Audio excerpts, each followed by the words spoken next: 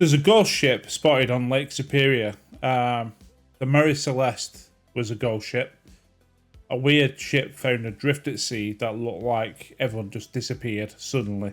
You know, there's like meals out, there was nothing, there was no fire, signs of struggles or anything, and the ship just floating around, and it was found with no crew whatsoever, with a lot of theories on what could have caused it. Let's have a look at this one. Lake Superior is notorious for its treacherous waters. More than 500 ships have wrecked there, and most have never been seen again. Or have they? October 2018. Jason Asselin is giving friends a tour along the shores of Lake Superior near Marquette, Michigan. As we're walking along the lakeshore, I heard somebody gasp, and I looked over and I saw them pointing out into the water and said, "What is that out there?" Jason pulls out his camera and starts recording. There's what appears to be a tall and large object on the horizon, so let's take a closer look. Is that like a dude with a staff? Is that Gandalf? You shall not pass. The object is gray in color, but the shape appears pretty blurry. Jason and his friends think it might be a ship. This ship would have had to have been It looks like a cloaked figure next to a tower. hundreds of feet into the air. We never thought that it was a ghost ship at the time, but when I got home and watched the video, that's all I could think of. We just saw a ghost ship. How can you get ghost ship from that? Come on. Since the late 1800s, there have been hundreds and hundreds of shipwrecks that have occurred on Lake Superior. It's definitely a dangerous patch of water that is essential for trade, but very risky to travel on. From the SS Western Reserve in 1892 to the Hudson in 1901, many large freighters have sunk in bad weather, only to be seen again, allegedly plying the waters long after a tragic wreck. According to local legend, one of the most famous ships to have gone down is the SS Bannockburn. Locals call it the Flying Dutchman of Lake Superior, and people still claim to see it to this day. I'd love to see it captured on film though, or camera. Never do though, do you? That's a reference to the legendary Flying Dutchman, the doomed 17th century ship that's been cited and spoken of for centuries. Jason can't help but wonder if this is the mysterious phenomenon he's I play faces. I'm really tired. captured on camera. We just witnessed something out of this world. Did you though? There's a poem about the world's most famous phantom ship with the line, "They who see the Flying Dutchman never, never reach the shore." That's why then. That's why you don't see any footage, because people who see it die, which is convenient. So if they never reached the shore, how did they tell people that they've seen it? But when it comes to getting answers, never say never. Here's what we found. First, It'll just be, I think, is it that thing where it looks like it's on the horizon, but it's actually, because of the atmosphere, it's actually something from very far away, but sort of a reflection? science writer and forensic Not explaining that at all. video analyst Mick West focuses on the shape of the object in Jason's video. He notes that most famous shipwrecks in Lake Superior are freighters with steam engines. This looks different. It looks like a sail ship. I don't know whether they have big sail ships on the Great Lakes, but that's what it looks like. And if That doesn't look like a sail ship. that's unexpected, then that's a clue that it's not actually a ship. Next, the team considers another possibility. Physicist Dr. Michio Kaku says it might be a mirage. A mirage is caused by temperature inversion, and dense air bends light more than hot air. A temperature inversion can make images below the horizon visible, distorted in the distance. That's what I meant.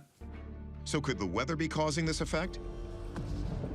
Atmospheric scientist Dr. Deanna Hintz looked at the data the day the sighting happened and sees just such an inversion. The temperature is decreasing and it's actually getting closer to zero. So this is that temperature inversion that can lead to that warm air sitting on top of cold air, This can actually really change how light can propagate through the atmosphere. Well, which is fair enough, but what the hell is it then? Then Mick West tries to put the pieces together. Could a temperature inversion have distorted something that is already there? Turns out, there's a small island 12 miles offshore in this area that's normally... I did say it looked like a tower. hard to see. Up above, we have a view of the island. So this is the direction we're looking from. So I just simply lined up the lighthouse here in the top with the lighthouse down here. So that lines up perfectly. Yep, I think he's absolutely 100% spot on. So what is that thing? What is The it? key for us was the temperature data and that island. Our verdict, mirage. A temperature inversion caused an island that's usually a bump on the horizon to look like a phantom ship. I think the ghost ship thing, yeah. I mean, has anyone ever released video of a supposed ghost ship?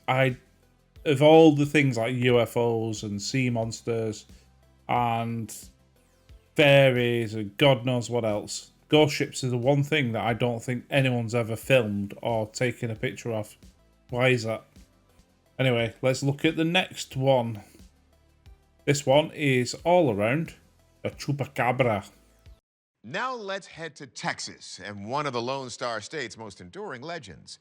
The Chupacabra may be relatively young, having first been reported in 1995, but sightings have been widely noted across the Southwest ever since. Could this next story finally prove the creature's existence?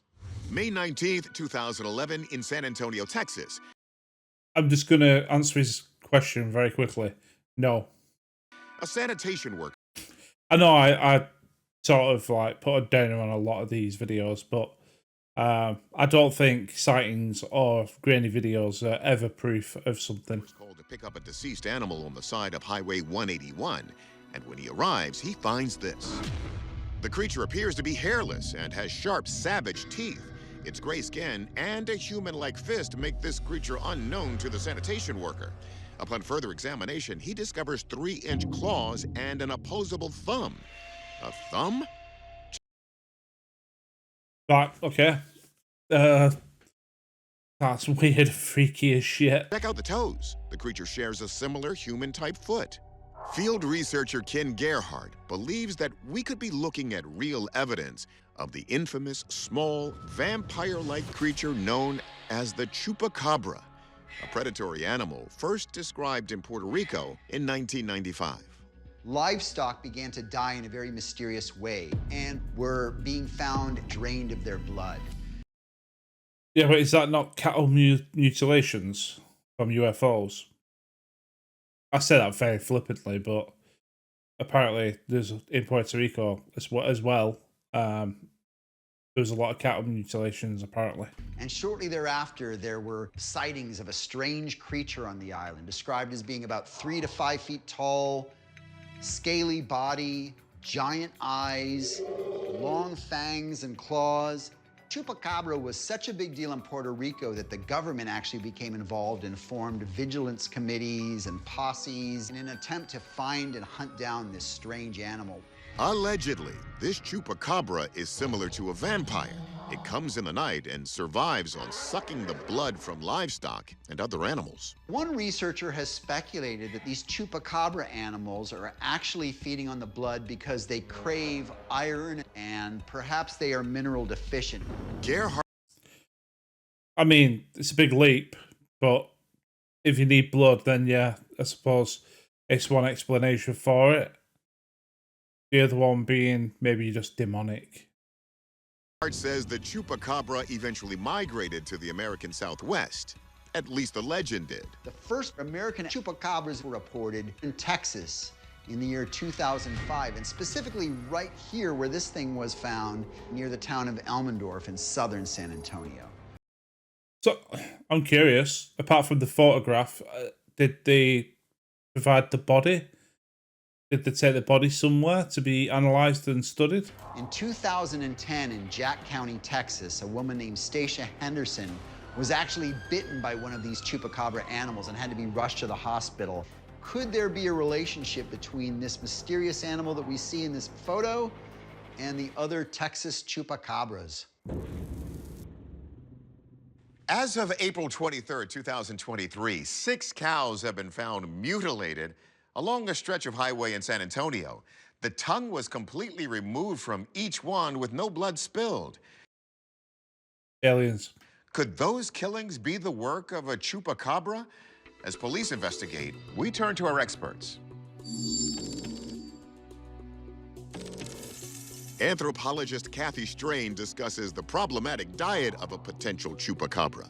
Historically, the chupacabra has been blamed for quite a few cattle that have been bled to death, but no blood found in the area, and no meat was removed from any of the animals. Chupacabras are supposedly much larger than a dog and a little bit smaller. Nothing wrong with that dog.